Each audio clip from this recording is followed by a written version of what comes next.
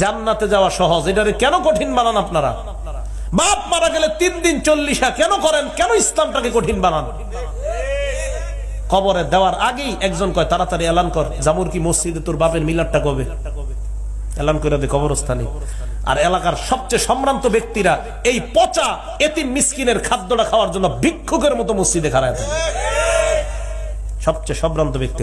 লজ্জা শরম করেন আপনার? আমারে বলতে পারেন না আমি খাই না। যেদিন থেকে ওস্তাদরা বলছে এগুলা খাইলে দিল মইরা যায়, আমার মনে অনেক কবে খাইছি সর্বশেষ। এই জন্য আমি জোর দিয়া বলতেছি।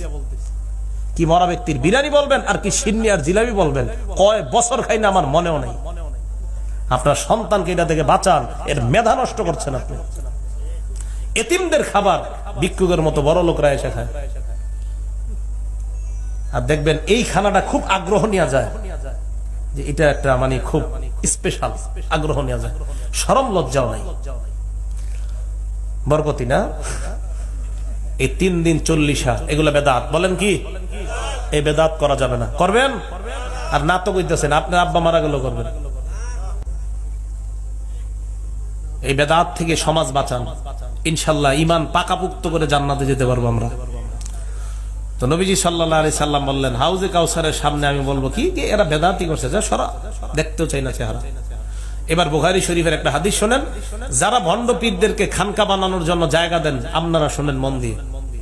নবীজি বলেন মান আহদাসা হাদাসান আও আওয়া মুহদিসা, বুখারী শরীফের 1870 নম্বর হাদিসের বর্ণনা। নবীজি বলেন কেউ যদি বেদাত বানায় ইসলামের মধ্যে, অথবা কোন মানুষ যদি বেদাতিকে জায়গা দেয়, আশ্রয় দেয়, প্রশ্রয় দেয়, কেউ নি হুজুর আমার একদম জানের জান পিসাব, তো এটা জায়গা দিছি, আমার 1 কাঠা জায়গা দিয়ে দিছি, তো উনি খানকা খুইলা বেদাতের গোডাউন খুইলা এই জায়গায় খুলছে। খোলার পর আল্লাহ নবী বলেন লানাতুল্লাহি আলাইহি ওয়াল মালাইকাতি ওয়ান নাসি আজমাইন, তুমি যে জায়গা দিলা তোমার উপর আল্লাহর অভিশাপ, ফেরেশতাদের অভিশাপ, দুনিয়ার সকল মানুষের অভিশাপ। বলেন নাউজুবিল্লাহ। যে ব্যক্তি কোন বেদাতি কর্মকাণ্ডের জন্য আশ্রয় প্রশ্রয় জায়গা দেয়, তার উপর আল্লাহর অভিশাপ, ফেরেশতাদের অভিশাপ, সকল মানুষের অভিশাপ। জামুর কি এলাকাটা আল্লাহ যেন বেদাত মুক্ত এলাকা বানায় দেয়, পুরা বাংলাদেশকে আল্লাহ বেদাত মুক্ত বানায় দেয়। আমাদের দেশে 90% মুসলমান, আমরা দাবি করি আমাদের দেশের মতো বেদাত ইন্ডিয়া পাকিস্তানেও আছে, কিন্তু আমরা সংখ্যা দিক থেকে অনেক কম তাদের চেয়ে। এই সংখ্যা অনুযায়ী আমাদের দেশে বেদাত খুব বেশি। নদীর ওই পারে প্রচুর আছে, আমাদের চিটাঙে প্রচুর আছে, এই এলাকার খবর জানি না। থাকলে চেষ্টা করবেন, নবীজি নিজ হাতে কাটছে, তো বাকিটাকে আমি বুঝাই দিতে কি করবেন? রাসূল করিম সাল্লাল্লাহু আলাইহি সাল্লাম বললেন বেদাতিকে যদি কেউ আশ্রয় প্রশ্রয় দেয়, তার উপর আল্লাহর অভিশাপ, ফেরেশতাদের অভিশাপ, সকল মানুষের অভিশাপ। আল্লাহ আমাদের সকলকে বেদাতি কর্মকাণ্ড করা, বেদাত আমাদের বুঝাইতে হবে, আমাদের রাষ্ট্রপ্রধান যারা তাদেরকে বুঝাইতে হবে যে এই বেদাতি কর্মকাণ্ড আপনারা বন্ধ করেন, তো দেশের উপর শান্তি আসবে।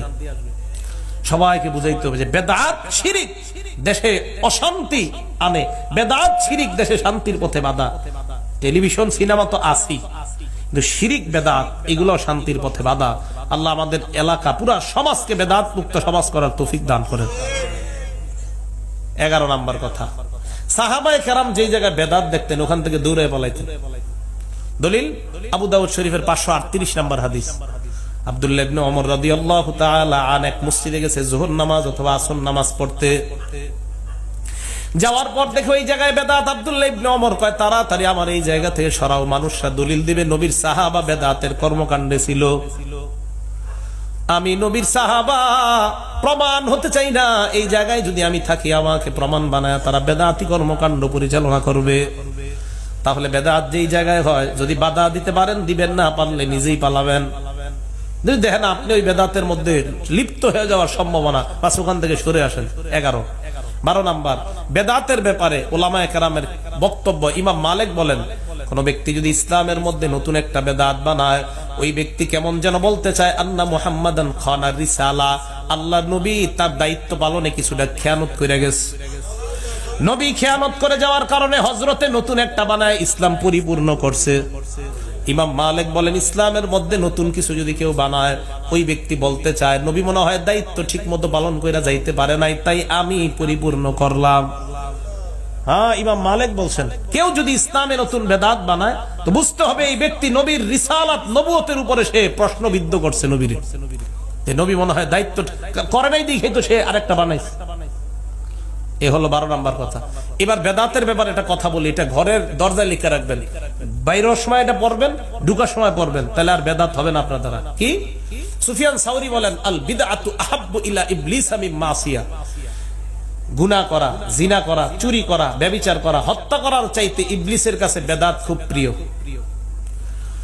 ইবলিসের চেলারা গিয়া কয় এলাকায় হত্যা হয়েছে, ও আচ্ছা দেখ ব্যাপার না, এটা হওয়ারই কথা, চুরি হয়েছে হয়েছে, যাক ভালো, তুই ভালো কাজ করছিস, চুরি তো শয়তানি করায়, জিনা হয়েছে হুজুর, হ্যাঁ ভালো কাজ করছিস হুজুর, এলাকায় একটা বেদাতের খানকা হয়েছে, কয় কি, এটা তো সবচেয়ে খুশির সংবাদ। ইবলিস কয়, তো ইবলিস কেন খুশির সংবাদ? ইবলিস ভালো করে জানে, ফাইন্নাল মাসিয়াতা ইউতাবু মিনহা, কথাটা মন দিয়ে শুনেন, গুনাহ থেকে তওবা করলে আল্লাহ মাফ করে দেয়, কিন্তু বেদাত থেকে তওবা করে না, কারণ বেদাতি মনে করে আমি হকের উপরে আছি, তাই তওবা করার নসিব হয় না। এটা লিখে রাখবেন যে অপরাধ গুনাহ করার চাইতে বেদাত ইবলিসের কাছে প্রিয়। আল্লাহ আমি ঘর থেকে বের হইতেছি, আমার দ্বারা অন্তত কোনো বেদাত যাতে না হয়। বেদাত ইবলিসের কাছে এত প্রিয়, নতুন কেউ বেদাত শুরু করছে, ইবলিস খুব খুশি হয়। কেন? ইবলিস জানে এই লোক তো জীবনে তওবা করবে না। এরে যতই আরিফ বিন হাবিব বুঝাক, এটা আপনার বাপ দাদার মিলাদ, আপনার বাপ দাদার এই দুরুদ, এটা পড়েন না, এটা পড়েন না, এটা পড়েন না, এরপর বলবো থুর আমার বাপ দাদা কি ভুল করছে। ওলামায়ে কেরাম যত বুঝাবে ভাই এই নিচেরা বানানো দুরুদ এটা বেদাত, এটা করেন না, তারপর বলবো আমার আব্বা আব্বা কি ভুল করছে, না আপনার আব্বা একদম ফেরেশতা, উনি ভুল করতেই পারে না। এ হলো 12 নাম্বার। 13 নাম্বার শেষ কথা, এই হাদিসটা মন দিয়ে সবাই শুনলেন, কি ভয়ঙ্কর একটা হাদিস, মুসলিম শরীফের 4678 নাম্বার হাদিস। হুযায়ফা ইবনুল ইয়ামান রাদিয়াল্লাহু তাআলা আনহু বলেন, উনি একজন আলেম সাহাবা, কারান নাসু ইয়াসআলুনা রাসূলুল্লাহি আনিল খায়রি ওয়া কুনতু আসআলুহু আনিশ শাররি। জনগণ আল্লাহর নবীকে কল্যাণের ব্যাপারে প্রশ্ন করতেন, শুধু কল্যাণের ব্যাপারে, আমি প্রশ্ন করতাম অকল্যাণের ব্যাপারে, আমি অকল্যাণের ব্যাপারে প্রশ্ন করতাম। আরে আপনি কেন এগুলো করতেন? কয় মা খাফাতা আইয়ুদরিকানি, আমার ভয় হইতো অকল্যাণ যেন আমাকে পেয়ে না বসে, এই জন্য আমি অকল্যাণের প্রশ্ন করতাম বারবার। নবীজিকে আমি একদিন বললাম, ইয়া রাসূলুল্লাহ, এই যে আপনি কল্যাণ, 4টা অংশ মনে রাখবেন, হুজুর আপনি কল্যাণ, এই কল্যাণের পরে আর অকল্যাণ আছে কিনা? কল্যাণ একটা, হ্যাঁ। নবীজি জবাব দিলেন, হ্যাঁ অকল্যাণ আছে। কয়টা অংশ হইল? 2টা। সাহাবা হুযায়ফা বললেন, ফাহাল বাদা যালিকা শাররি খায়রুন, হুজুর এই অকল্যাণের পরে আবার কল্যাণ আছে কিনা? এবার দেখেন নবীজি কয়, হ্যাঁ আছে। বলেন এটার নাম বলেন। তবে নবীজি বললেন, এই কল্যাণের মাঝে ধোঁয়া আছে, ধোঁয়া। এখানে লাইট জ্বলতেছে, বলেন তো মাঠের মধ্যে একটু ধোঁয়া হইলে লাইটিং এর আলোর মধ্যে সামান্য পরিবর্তন আসবে কি আসবে না? নবীজি বললেন কল্যাণ, অকল্যাণ, কল্যাণ, তবে এই কল্যাণের মাঝে ধোঁয়া। মন দিয়ে শুনেন। সাহাবা বললেন, হুজুর ধোঁয়া আবার কি? বুঝি নাই। হাদিসে ওমা দাখালুহু ইয়া রাসূলুল্লাহ, হুজুর ধোঁয়াটা কি? নবীজি বললেন, কওমুন ইয়াস্তান্নুনা বিগাইরি সুন্নতি, একদল মানুষ আমার সুন্নত ছাড়া, আমার পদ্ধতি ছাড়া অন্য পদ্ধতি অবলম্বন করবে আর দাবি করবে আমি আশিক রাসূল, আমার পদ্ধতি ছাড়া অন্য পদ্ধতিতে চলবে। ভাইও বেদাত করেন না, বাবারা বেদাত করেন না। নবীজি বলেন, আমার পদ্ধতি ছাড়া অন্য পদ্ধতিতে চলবে একদল মানুষ। ওয়ায়াহদুনা বিগাইরি হাদি, আমার হেদায়েত ছাড়া অন্য হেদায়েত গ্রহণ করবে। সাহাবা প্রশ্ন করলেন, ইয়া রাসূলুল্লাহ, তারা দেখতে কেমন? নবীজি বলেন, তারা দেখতে আমার চামড়ার মতো হবে, আবার কথা বলবে আমাদের মুখের মতোই কথা। এবার সাহাবা বললেন, হুজুর কল্যাণ, অকল্যাণ, কল্যাণ, ধোঁয়াযুক্ত কল্যাণ, এই কল্যাণের পরে আবার অকল্যাণ আছে কিনা? নবীজি বললেন, হ্যাঁ অকল্যাণ আছে। এই অকল্যাণের মাঝে আমরা আছি, বলেন নাউজুবিল্লাহ। সাহাবা বললেন, হুজুর ওই অকল্যাণের ব্যাপারে একটু বলেন। আল্লাহর নবী বললেন, এই অকল্যাণটা হলো দুআতুন আলা আবওয়াবি জাহান্নাম, অসংখ্য অগণিত আহ্বানকারী আমাকে, এই আমি একজন আরিফ বিন হাবিবকে অসংখ্য অগণিত আহ্বানকারী জাহান্নামের দরজার দিকে ডাকে।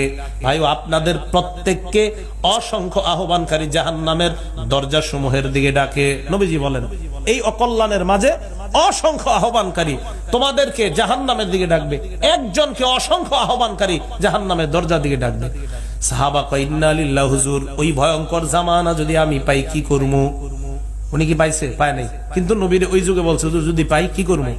নবীজি বললেন, তুমি এক কাজ করবা, তালজামু জামাআতাল মুসলিমিনা ওয়া ইমামাহুম, মুসলমানদের সর্ববৃহৎ দল এবং তাদের নেতার সাথে আঁকড়ে থাকবা।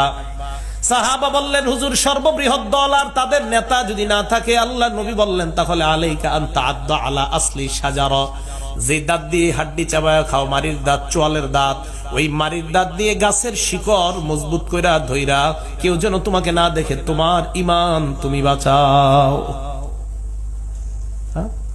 তোমার ঈমান ওই জায়গায় গিয়ে হলো বাঁচাও।